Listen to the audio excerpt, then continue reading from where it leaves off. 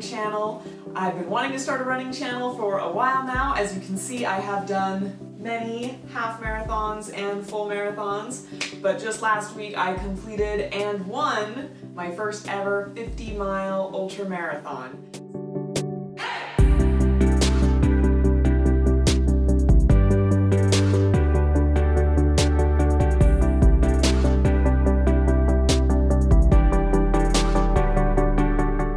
So, I'm officially a crazy person, and therefore I'm going to be calling this channel Crazy Runner Girl. So I thought it'd be fun to kick things off with talking a little bit about some things that I learned while training and racing my first ever ultra marathon, some things that worked for me, some things that didn't work for me, and hopefully you can learn from my mistakes and successes if you are wanting to try running an ultra marathon. All right, let's get into it. Here are 11 key things I learned while training for my very first ultra marathon. Number 1, get yourself a good training plan. Training plans can be really confusing, especially when you've never done a ultra marathon before. Lots of people do different things. Some people have a coach, some people get a free training plan off of the internet. That's pretty much what I do. I mostly train myself for all of my races, so that works for me pretty well, but it may not work for you. Always find a training plan that works for you. One critical thing to think about when you're choosing a training plan is how much time are you willing to dedicate to this? Where are you going to fit in those 35 or 40-mile long runs in your training plan? I know for me, when I was training for my race, I saw lots of plans having back-to-back long runs on Saturdays and Sundays, and I just knew for my schedule it was going to be way easier for me to do a shorter long run on Saturday and the really, really big long run on Sunday. It just worked best for my schedule. So whatever you do, make sure it works for your schedule. You don't want to get yourself into a training plan where you're not going to be able to complete it, life's going to get in the way, and you're just too busy, because then it won't get done. All right, now that being said, on to number 2.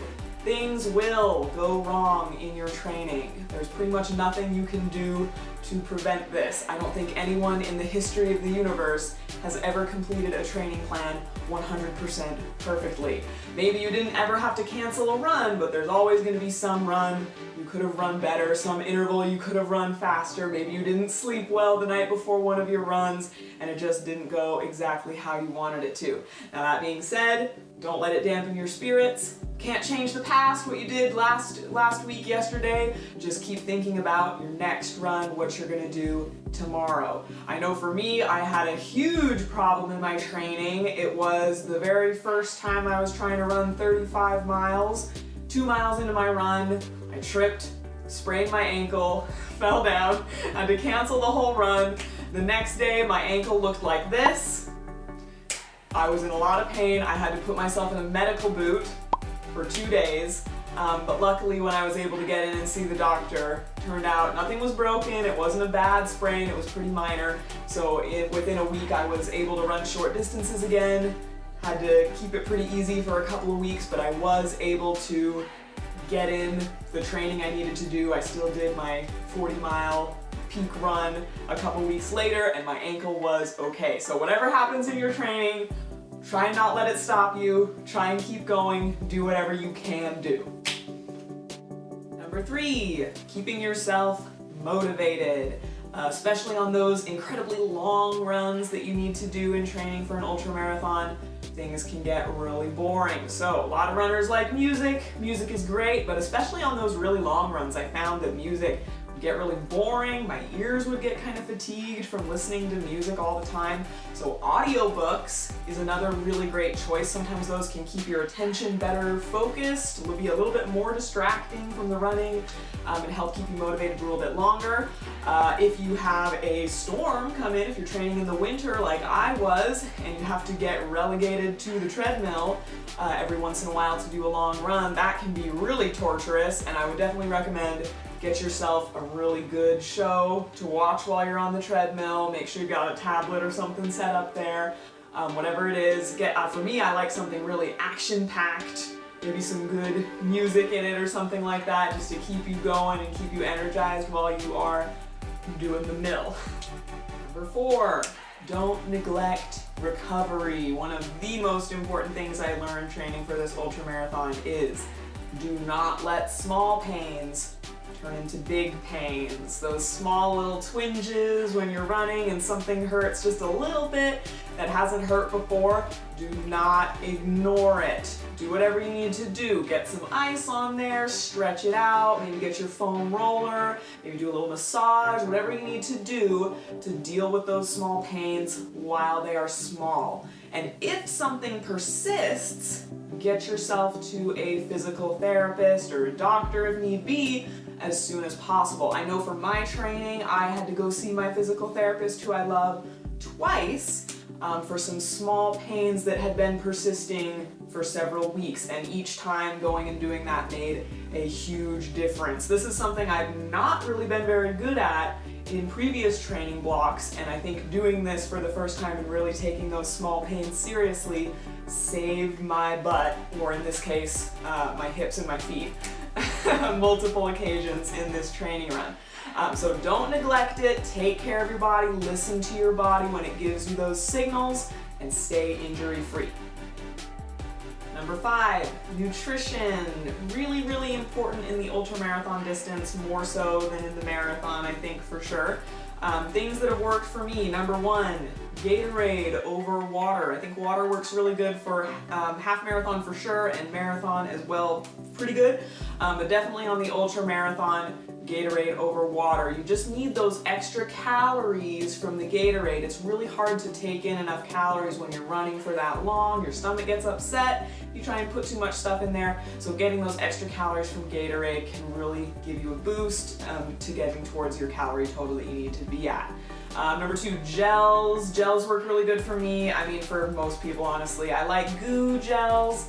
I like some Cliff gels as well, especially gels with caffeine in them. Those are awesome for helping you keep going when you're doing those really, really long, 8, 9, sometimes 10-hour kind of workouts, so that'll help keep you going.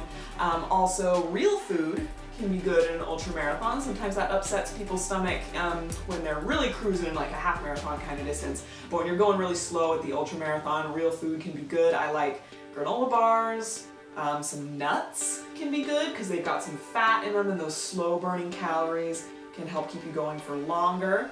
And lastly, salts. I just have tried these on this last training block, the base electrolyte salt. I really like it because I generally need some salt, start craving salt during my runs, but I don't like salt tablets because they tend to be kind of sweet for some reason, and when I'm taking in gels and lots of sugary things the whole time, I just get really sugared out. So having something actually legit salty is a really nice change and helps keep my stomach feeling good and my mouth not too sugared out and overloaded.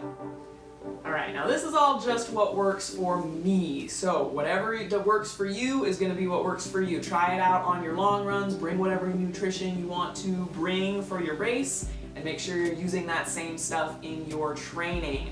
I know a lot of people don't like to have nuts and things like that because the fat can upset their stomach, so to each their own.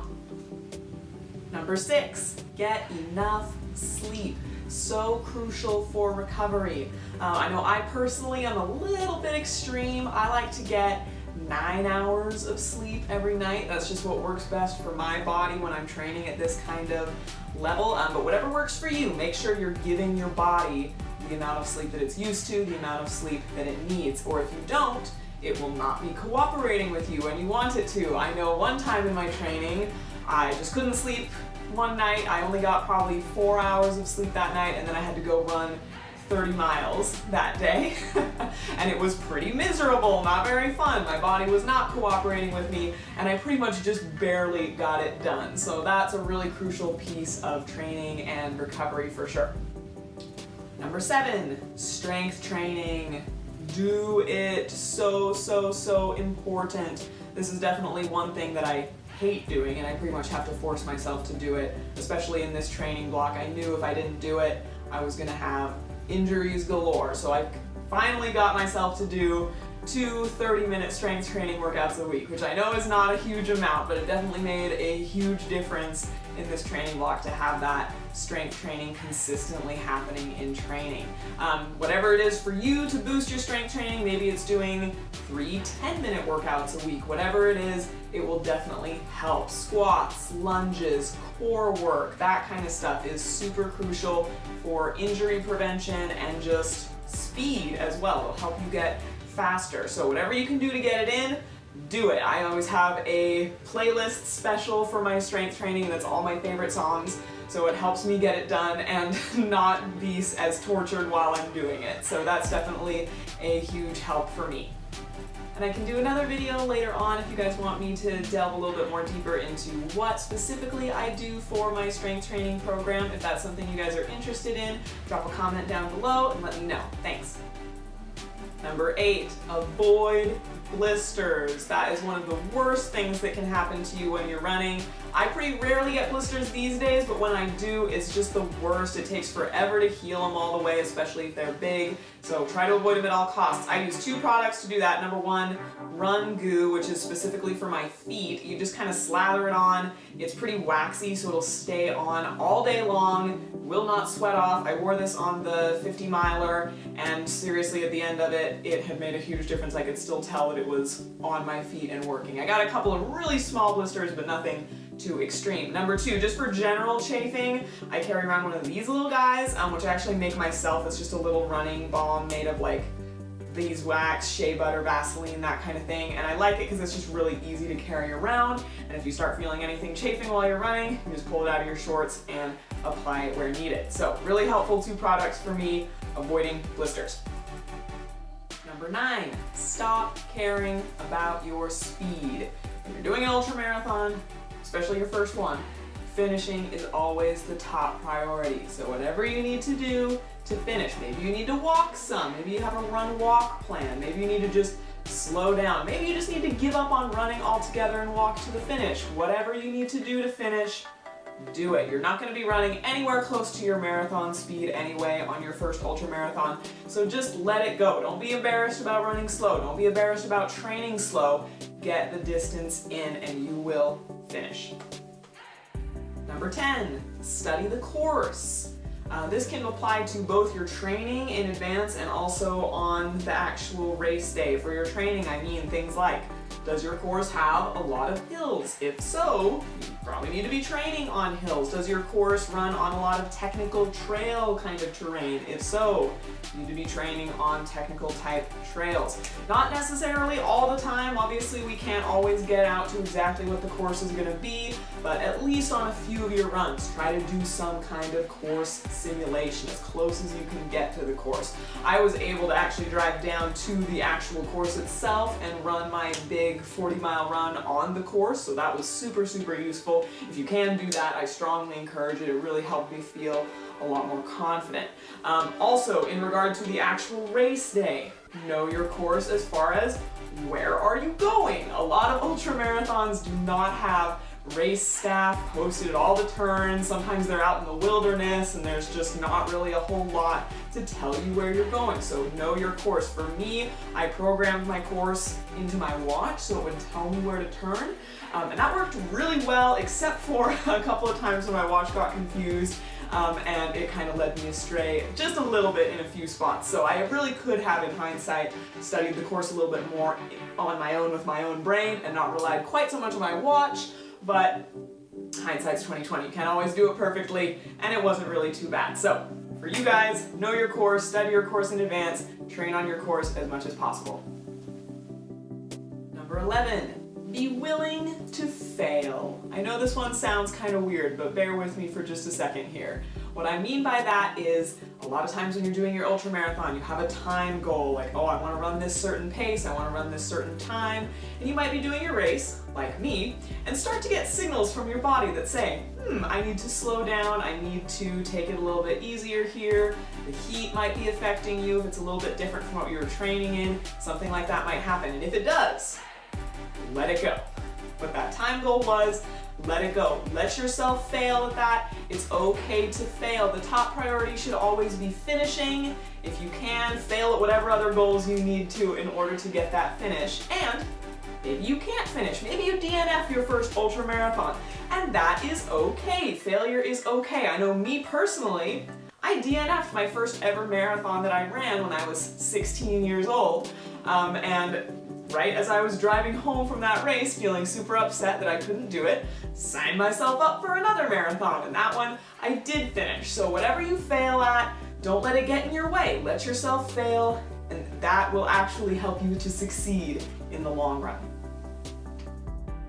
Hope you guys found those tips helpful on running your very first ultra marathon. If you did, hit that like button, hit that subscribe button, because I have a lot more videos to post later on for you guys.